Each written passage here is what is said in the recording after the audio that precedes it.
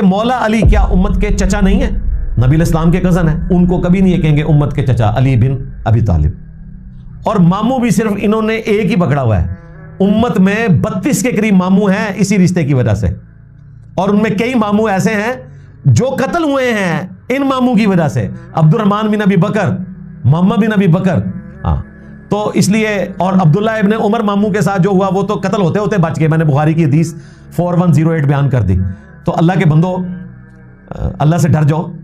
بنو امیہ کو بچانے کی خاطر سیدنا عثمان بن عفان اور سیدہ ام حبیبہ اور سیدنا عمر بن عبدالعزیز کا نام آپ یوز نہ کریں۔ ان لوگوں کو تو تکلیفیں اٹھانی پڑی ہیں بھائی اسلام کی خاطر، ان کی تو قربانیاں ہیں، ان کے لیے تو ہم دعائیں اپنے دل سے اللہ کے حضور کرتے ہیں۔ اسی کانٹیکسٹ میں نے ایک ریسرچ پیپر بھی مرتب کیا ہے، عربی میں بھی ہے، اردو میں بھی ہے، انگلش میں بھی، ہندی میں بھی، فارسی میں بھی، بنگلہ زبان کے اندر بھی۔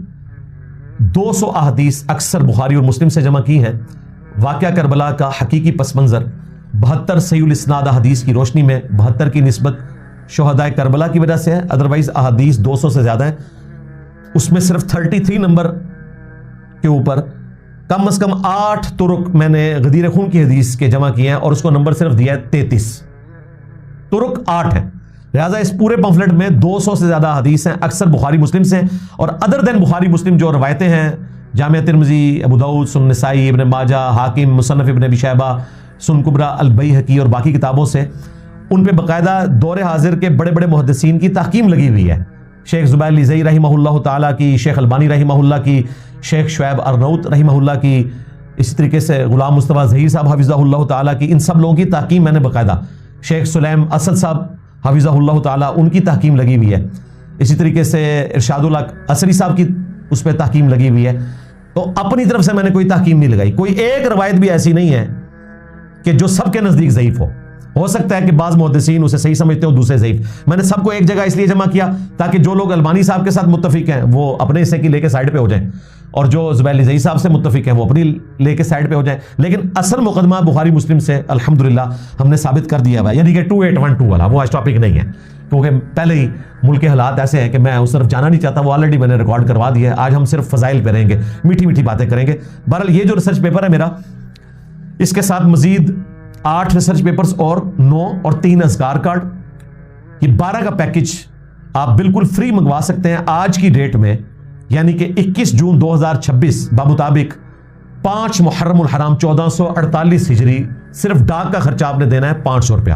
ڈیٹ میں نے اس لیے بتائی کہ کل کو اگر مہنگائی ہو جاتی ہے تو آپ کو پتا ہو کہ یہ 500 ریٹ ہم نے آج کی ڈیٹ کا رکھا ہوا ہے۔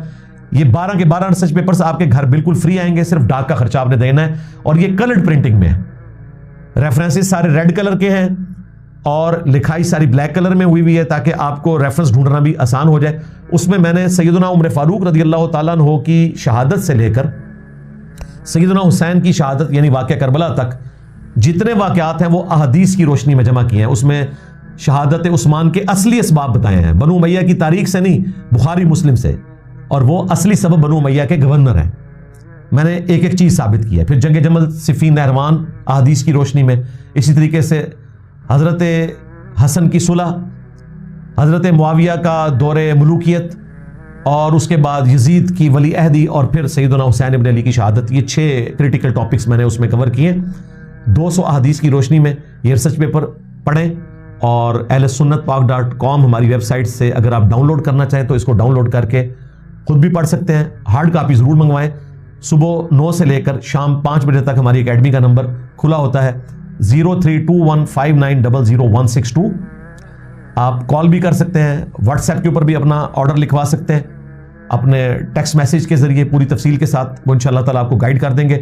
پورا خلافت و ملوکیت کا مقدمہ جو مولانا مودودی رحمہ اللہ نے کتاب لکھی تھی، خلافت و ملوکیت، جس پہ ان کا اعتراض تھا کہ اس میں تاریخی روایتیں ہیں، اور یہ نہیں بتاتے کہ تاریخی روایتیں اہل سنت کی ہیں، شیعہ کی نہیں ہیں، اور یہ بھی آدھا سچ ہے۔ پورا سچ یہ ہے کہ جہاں جہاں احادیث تھی انہوں نے احادیث بھی کوٹ کی ہوئی ہیں۔ اگر کوئی کمی رہ گئی تھی تو وہ ہمارے استاد مولانا اسحاق رحمہ اللہ تعالیٰ نے اپنی ویڈیوز میں کھول کے بیان کر دی۔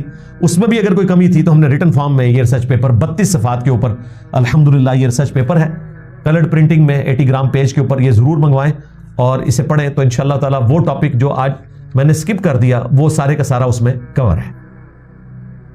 علمی پوائنٹ نمبر 2، سورۃ الاحزاب کی آیت نمبر 33، جسے آیت تطہیر بھی کہتے ہیں، انما یرید اللہ لیذھب عنکم الرجس اہل البیت ویطہرکم تطہیرا۔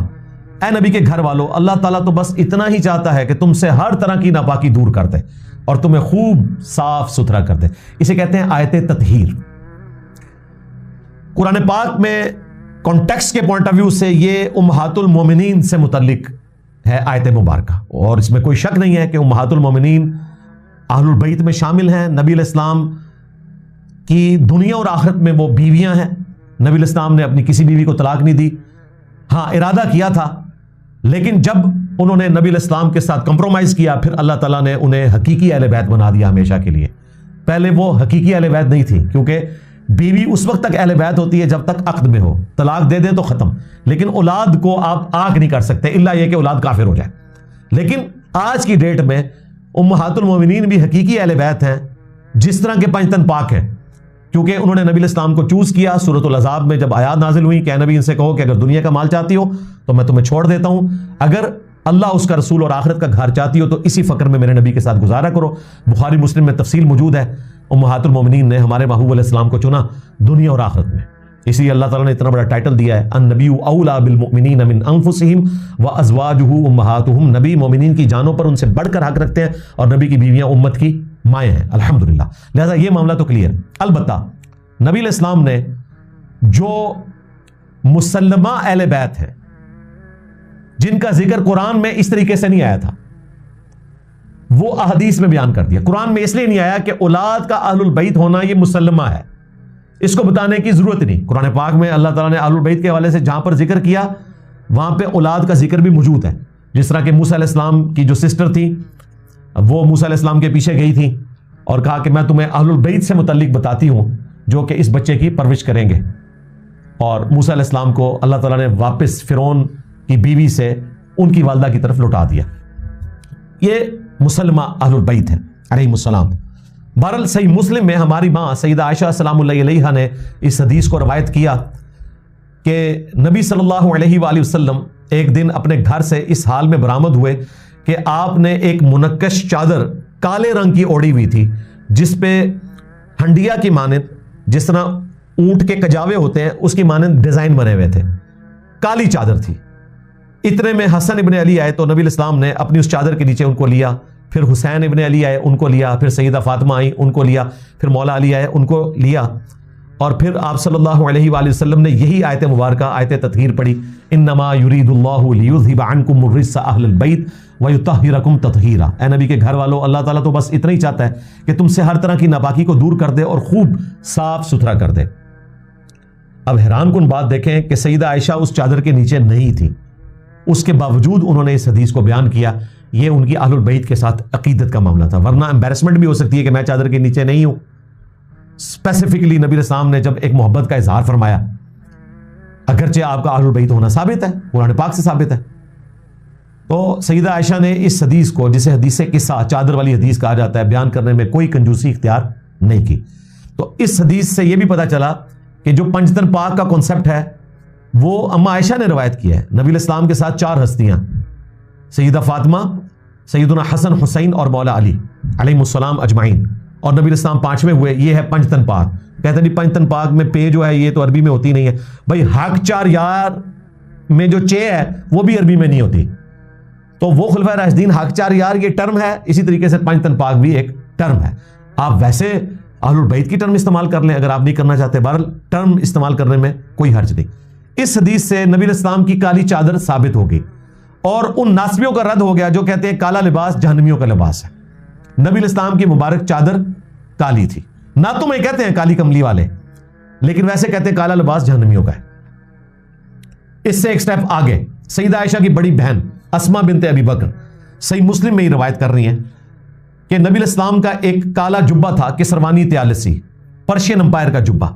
جس طرح کہ سندھی اجرک ریڈ ہوتی ہے، اس طرح پرشین امپائر کا جو جبہ تھا وہ کالا ہوا کرتا تھا، کسروانی طیالسی۔ وہ انہوں نے باہر نکالا اور صحابہ کرام سے کہا کہ یہ وہ جبہ ہے جو سیدہ عائشہ سے میں نے لیا ان کی وفات سے پہلے نبی علیہ السلام اس کو پہنتے تھے اور ہم اس کا دھون مریضوں کو شفا کے لیے پلاتے ہیں۔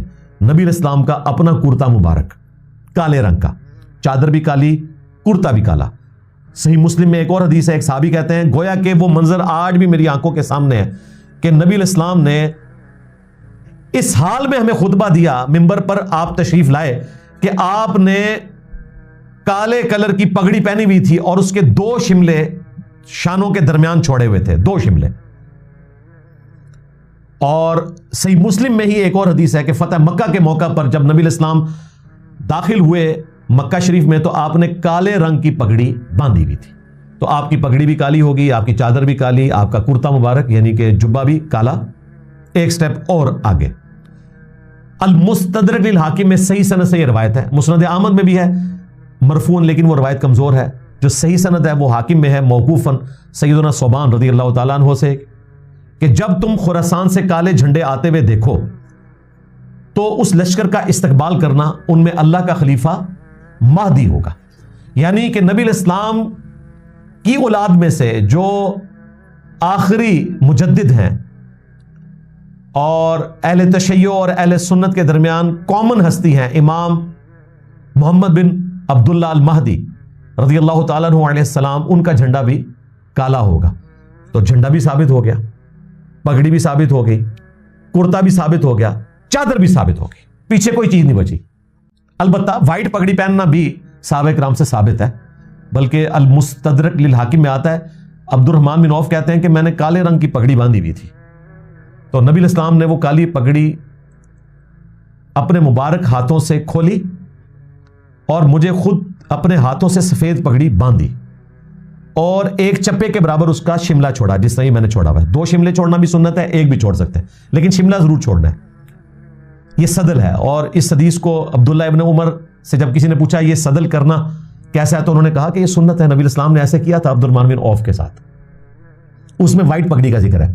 پھر آپ علیہ السلام نے ان کو جنگ میں آگے بھیجا۔ بیسیکلی وہ ایک امن کی علامت تھا کہ ہمیں جنگ کرنے کا شوق نہیں ہے، اگر تم لوگ سرنڈر کرتے ہو تو دیکھو میرا جو ریپ آگے آ رہا ہے اس نے وائٹ پگڑی باندھی ہوئی ہے۔ کالی پگڑی جو ہے وہ جنگ کی علامت ہے اور وائٹ جو ہے وہ امن کی، اس لیے عبد الرحمن بن عوف کو حضور نے کالی پگڑی کھول کے وائٹ باندھ دی۔